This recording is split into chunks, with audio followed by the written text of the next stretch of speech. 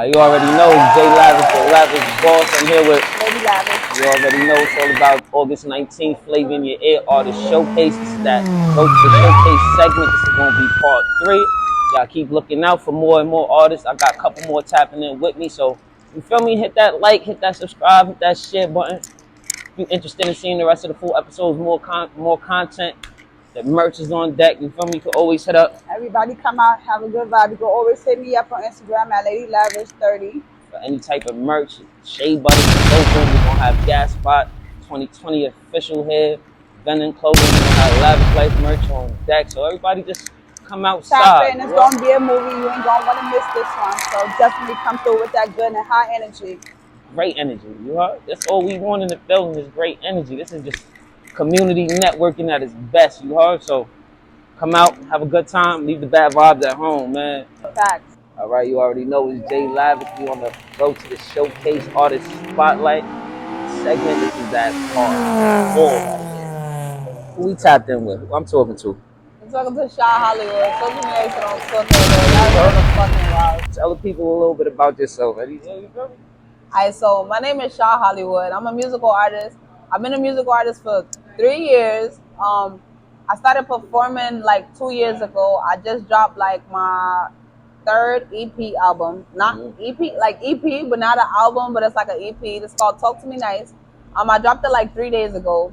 I'm also a content creator. I like to network with a lot of people. You can find me on all streaming platforms. If you search me up on Spotify, YouTube, Apple Music, anywhere streaming, even Safari at Shaw Hollywood. Y'all already know the vibes. She's definitely grinding. You heard she hit the ground with her running. You heard she hit the ground running. Like she probably dropped about at least 8-9 content pieces a day. So I'm not playing she with them. Like, she be working. You heard, and the music is dope. And y'all better. I'm telling y'all, pull up, see these performances, man. Like, it's gonna be a crazy event. You feel me? So let's get it. Like, don't forget August 19th. Catch us outside. Talk to us nice, man. We outside. That's it. We got definitely the performers. We got the bottles. We got everything. Pull up on us. Catch a vibe. Weed on deck. Everything here. You don't even gotta just. I said, just bring your papers and a little toolkit. That's it. You heard, drinks is at the bar. Everything is here that you need. You ain't gotta go nowhere once you get here. You heard?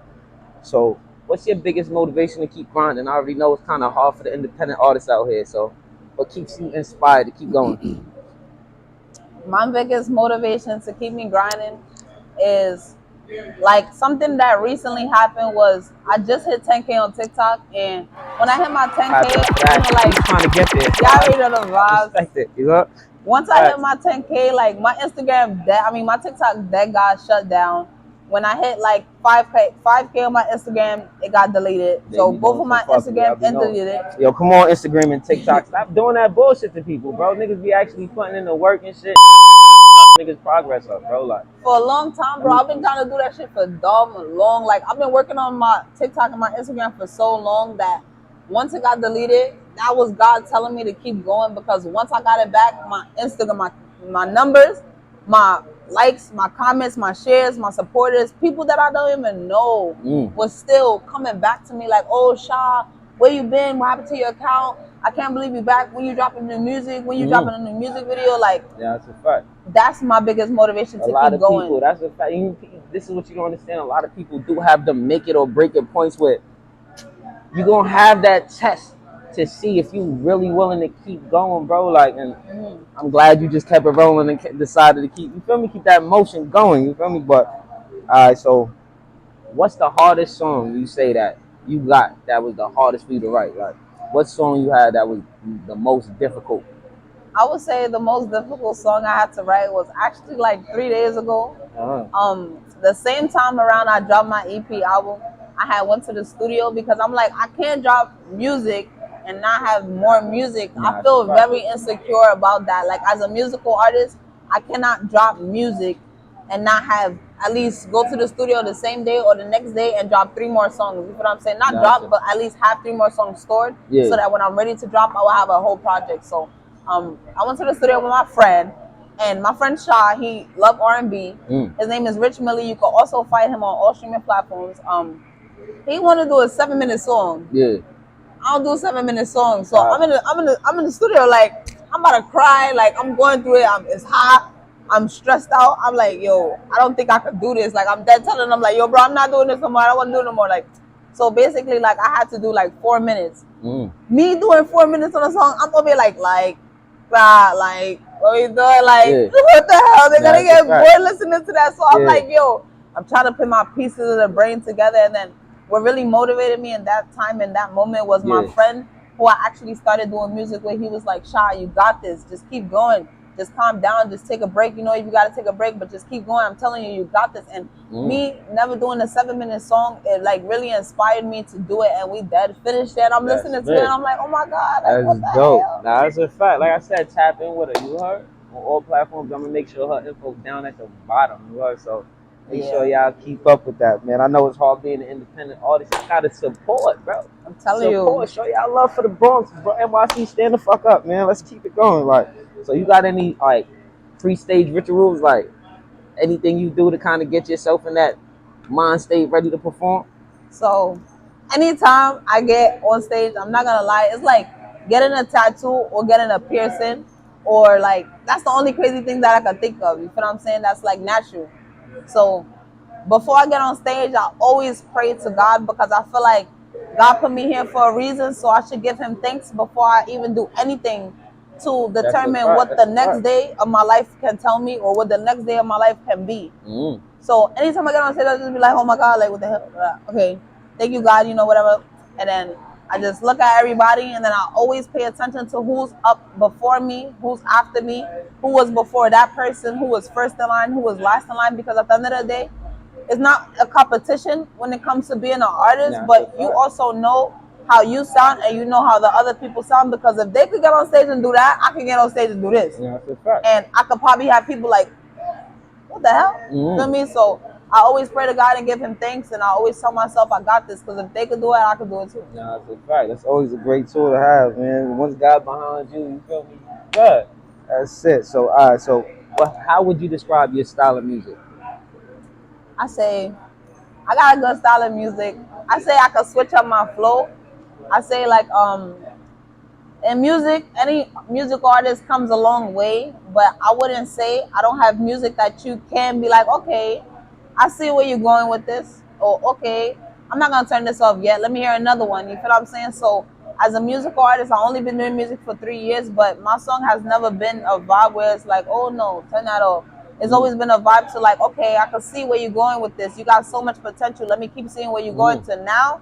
My music is like, okay, I did this, I did this, I did that. Like, I could do gospel, I could do Christian music, I could do rap music, I could do gangster music, I could do slow music, I could do crazy music. You feel me? So it's like, I feel like that's what every artist should have. Like, they need to have versatility. Like, you can't really put yourself in one lane. You feel me? Because it only kills your opportunities, bro, when you just put yourself in one path. You gotta try new things.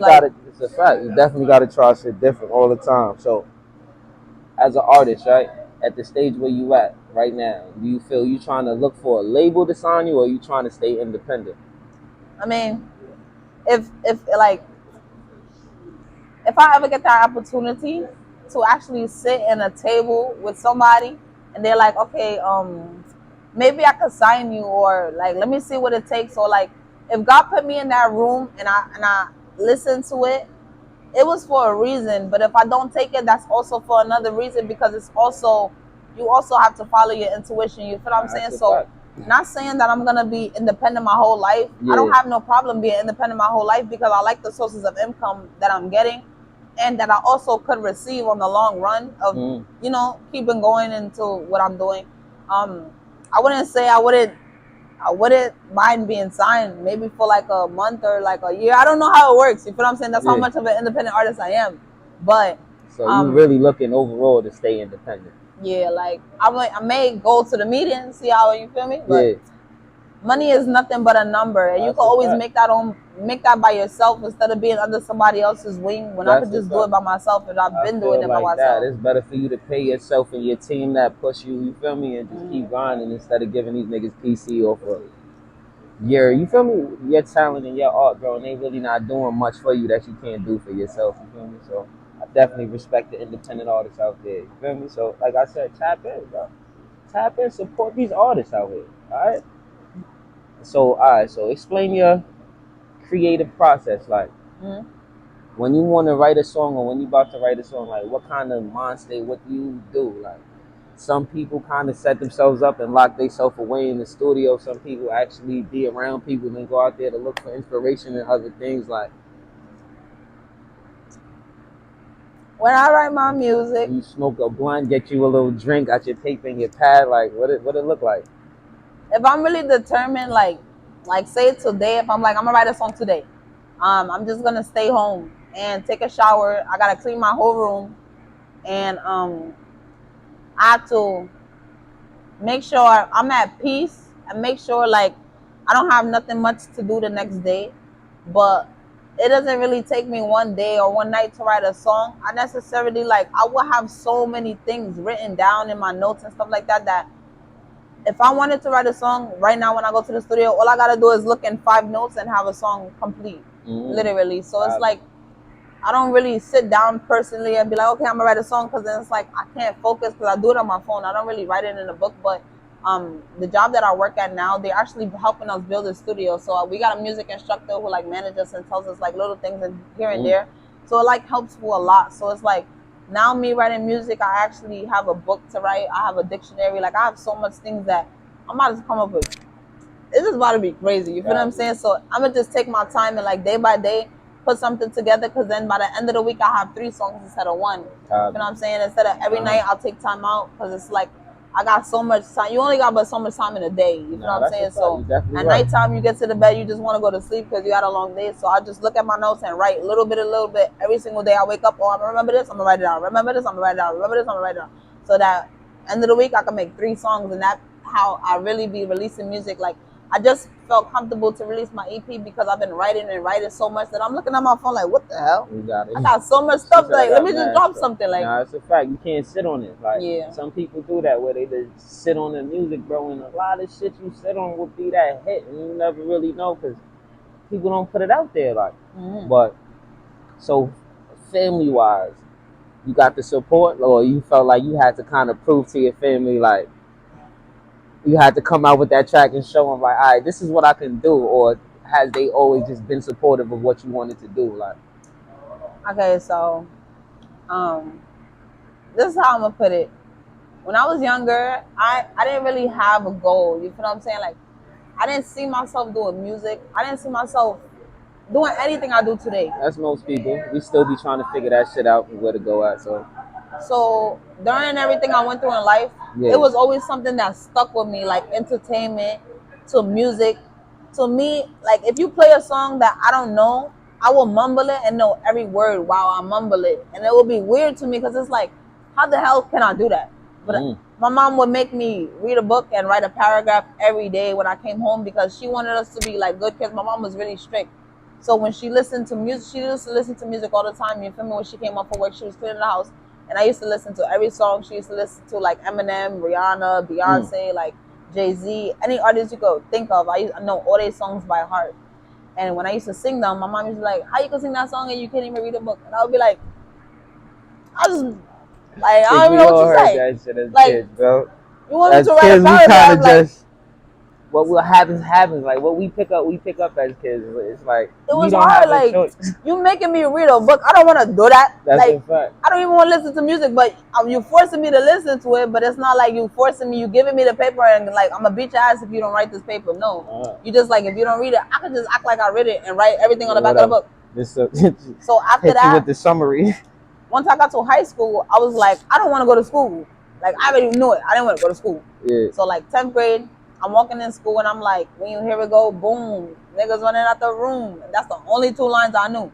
So I wrote it down in my notebook and I'm like, I'm going to go to the studio and I'm going to write this song. And I'm going to show my mom that I could do something better than, not better than, but I was 16 at the time. You feel me? So at my mindset at 16, I'm like, this is better than going to school. This is better than all of this shit. Now I do want to go back to school and I am going to go back to school at the end of this year. Congratulations to me. I know I want to go back to school at the end of this year. But so basically, I'm like, I'm going to go to the studio. I'm going to write this song. I hope you definitely do that too. Like, I knew somebody in my family that did music and had a studio. So I'm like, can you take me? He's like, all right. I went. They were like, go behind the booth and sing this. I'm like, nigga, I can't do that. So I embarrassed myself. I'm like, yeah. He's like, you're not ready. So I sat down. I'm like, all right, maybe I'm not ready. So the very next day, the person that I do music with now, he was at the verge of ending his music career. Like, stop doing music for good. Just gonna go do something else. And my cousin had referred me to him. And she was like, oh, tell him I'm your cousin, this, that, and the third. And I'm like, all right. So I went over there. He was like, let's see what you got. I was singing. He was like, oh, that's good. I was like, you see, when I went to somebody that was a friend of my family, he didn't even tell me that. He didn't even let me read this. He was just like, oh, get behind the booth. Like, just do this. So he was like, you know what's so crazy? I was just about to stop doing music. And 3 years later, we got 2 build studios that we personally built ourselves. And he got at least like 5 or 6 full complete albums. And I got like 3 EP. And I'm working on like a mixtape. And I also got a featured album that I'm also working on and about to drop for over like 6 artists from the Bronx. Over 6 artists and plus like 10 songs in that album and more. But it's more coming, you feel what I'm saying? But 3 years later, it's like we both, I was at the verge of starting, he was at the verge of quitting, but now it's like I motivated him to go and he motivated me to keep going to the point where we just didn't stop. So like he built his own PC and everything just so we could have enough space for the computers. Like we got some monitors, we got new studio speakers, new microphones, new everything. So it's all our money we just invest. Like that in your corner. Well, that's good though. So as far as the event that's coming up, you seen the other artists. You heard any of their music? You tapped in? A couple? Alright, so any artists you would want to collab with? And who? Like I want to collab with anybody. I don't care. I'm open to collaborate with anybody. And I'm only saying this because it's not a lot of people who have the opportunities that I have or the opportunities that he may have or the opportunities that any other artists may have that's going to be performing at this event. So with that being said, I'm not going to be like, oh, give me 150, come to my studio. Give me 350, come to my studio. Give me 500, come to my studio and we do 6 songs. No, I'm not going to do any of that because a lot of people would run to the money and run to the bag. But at this, like, I don't care. Like, I will give my, producer or engineer some breads just to cover up the feature cost or whatever the case may be. And we're still going to get a song, though. We're still going to get a song.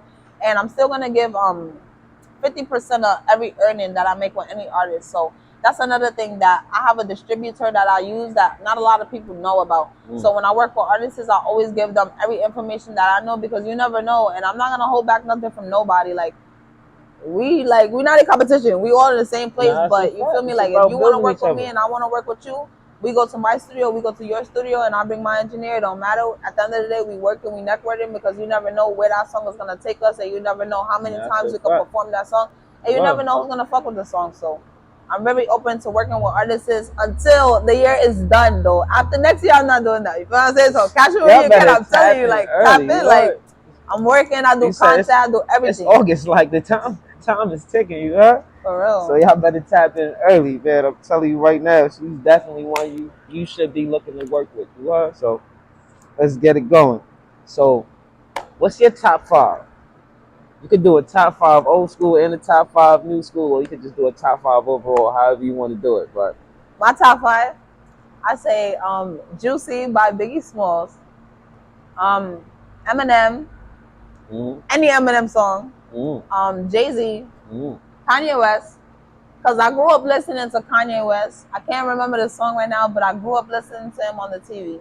No, Stronger, that's the song, Stronger. And I still listen to that to this day, and that is one of my biggest motivation and biggest inspirements is listening to his song. You know a song that still gets me by Kanye, bro, till this day, bro. I still, like, to me, like, Through the Wire will forever be that shit. Like, what song? Through the Wire.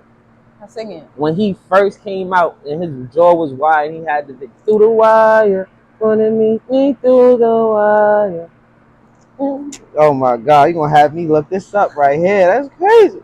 I heard he got his jaw. Yeah, that's when he first came out. That was the rap he made while his jaw was actually tied up. Like, facts. A lot of people ain't know Kanye at that time. Like I said, I don't be noticing my age until I talk about music. I'm telling y'all, bro. Like, that nigga is a legend. I don't care what nobody gotta say. To me too. Actually, I fuck with Kanye now, being that he's coming back to himself. To me, like, now that niggas is everybody talking about, yo, he crazy, he bugging out. To me, this is how Kanye came in the industry, bro. He was a black revolutionary. He always had that mind state, bro, to really kind of build a community and build that. So he's actually going back into himself again, bro. Like, whatever the rap industry did to him, bro, he wasn't himself for a couple years. Like, he got lost. Like, he finally found himself. But shout out to Kanye West, bro.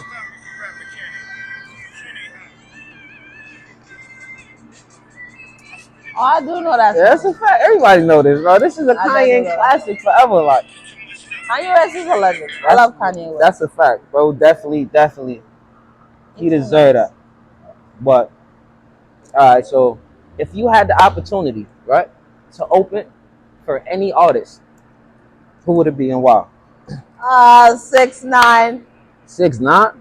Wow. See, she came with controversy. I need to hear this. Why? Why 6ix9ine to everybody? Let me tell you something. Business-wise, he a smart nigga, but why? Y'all can call that nigga a rat. I don't give a F what y'all call that man.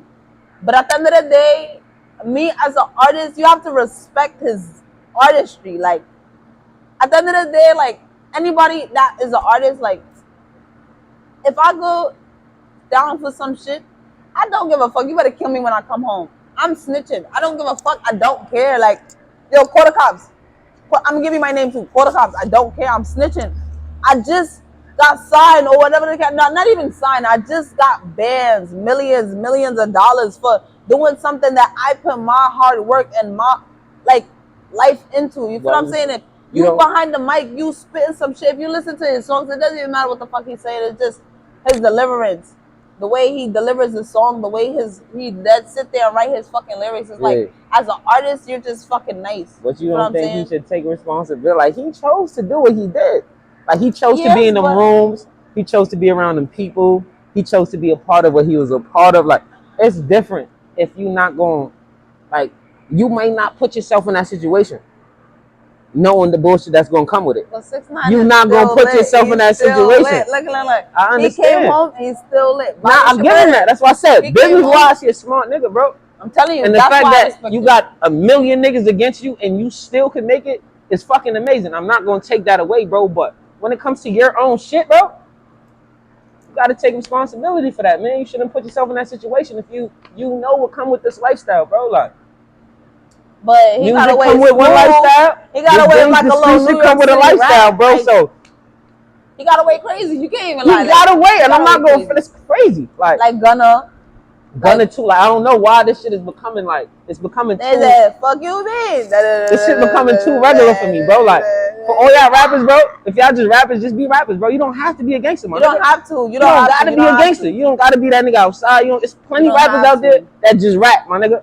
Them niggas don't rap about a gun or nothing, my nigga. And they got some fire shit that I bump out. Like, there's plenty out there, bro. But when you want to stand up for something and speak on this and speak, that's what you got to stand on, bro. Like, once you faced with that situation, bro, niggas is going to expect you to do what you say, bro. Like, and if you ain't going to do what you say, my nigga, I can't fuck with you. I can't fuck with you. Now, it was different if it's a person like you that's going to tell me, yo, bro, like, I'm going to tell you right now, my nigga, if you put me in a situation, I'm telling. I respect it. You know why? Because I just know not to put you in that situation. But what if everybody he didn't do that? But they just didn't respect him so much, bro. You sat here, bro. 6ix9ine did not come in the music industry as no type of gangbanger, bro. This is a decision you made after the music. After you got into the hype, you decided to do that, bro. But that's what you felt you had to do to be lit. But you got to understand, niggas had that conversation with you, sat you down, and told you exactly what this come with, bro. So when you make that decision to be like, yeah, you gotta take that. You ain't have to say yeah, bro. Nobody had to sit there and take that over, bro. You ain't had to turn blood. You ain't have to do none of that shit. You could have been that regular nigga rapping, bro. Like, niggas would have probably still fuck with you. But you decided you had to be that extra heavy. Like, bro, you don't have to do that. You still making it right now without none of that shit behind you. So that shit just proves that he ain't have to do none of that shit. He was mad dumb. He ain't have to do none of that shit. Quick, swear to God. Nah, it's the street shit. Wasn't the fame. Because the fame ain't getting you in trouble. The fame is still bringing him money. Look, if you got the fame, now the hood love you. Now anywhere you go, you love. So now it's like, I feel love here, I feel love there. That's but look what he going through right now. Right now, he go to the hood, you gonna feel all type of hate, but your music is still gonna make stupid. That's what I'm telling you. Now he can't be like Mexico. You fucked up. You fucked up, bro. I'm about to speak Mexican. He gotta go somewhere. Where am I there? He gotta go somewhere, bro. He is wilding. So, alright. So, if you could change anything about the music industry, right? What would it be and why? I would stop drill rappers. I don't give a fuck. Drill rappers. I'm gonna be honest. Like, people be thinking I do drill music. I don't do drill music. I drill the beat. I was waiting until I get an interview to say that. I'm not a drill rapper. I don't like.